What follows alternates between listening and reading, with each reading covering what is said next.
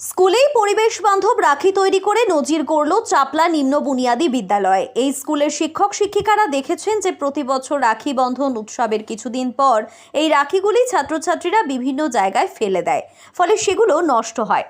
এবছর শিক্ষক শিক্ষিকারা তাই সিদ্ধান্ত নিয়েছেন রাখিগুলোর মধ্যে গাছের দানা দিয়ে দেবেন, ফলে এই রাখি যেখানে ফেলা হবে সেখানে চারাগাছ জন্মাবে, সবুজ হয়ে উঠবে প্রকৃতি। যেমন ভাবা তেমন কাজ। স্কুলে ছাত্রছাত্রী ও শিক্ষক শিক্ষিকাদের সঙ্গে নিয়ে স্কুলের প্রধান শিক্ষক শেখর হালদার এই কাজ করেছেন।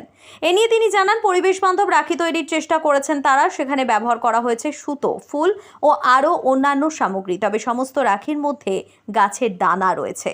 এ নিয়ে কৃষ্ণেন্দু পাল, তনয়া হালদারের মতো খুদে পড়ুয়ারা খুশি। হাতে কলমে রাখি তৈরি শিখে আনন্দিত তারা। উল, কাগজ, সুতো ও বীজ নিয়ে নিজেরা রাখি তৈরি করে পড়িয়েছেন পথ চলতি মানুষজন স্কুলের শিক্ষক শিক্ষিকাদের। পরিবেশ রক্ষার এই প্রয়াস ইতিমধ্যে নজর কেড়েছে সকলের। স্থানীয়রাও এই কাজের জন্য সাধুবাদ জানিয়েছেন স্কুল কর্তৃপক্ষকে। পরিবেশের জন্য কাজ করতে পেরে খুশি স্কুলের শিক্ষক শিক্ষিকারাও। আজ রাখি বন্ধন বিশ্ব সম্প্রীতি দিবস। তো আজকে আমরা আমাদের বিদ্যালয়ের ছাত্রছাত্রীদের নিয়ে বিগত কয়েকদিন ধরে পরিবেশ বান্ধব রাখি তৈরি করছি। সেখানে মূলত রঙিন সুতো দিয়ে আমরা রাখিটা তৈরি করছি। সেই রাখির মধ্যে কিছু গাছের দানা দিচ্ছি, দেওয়ার পরে সেই দানাটা থেকে পরিবেশকে সবুজায়ন করার জন্য, আমরা পরিবেশকে বাঁচার জন্য, সচেতন করার জন্য বিভিন্ন রাখির মধ্যে দিয়ে আমরা পরিবেশ সচেতনতা বার্তা দিচ্ছি।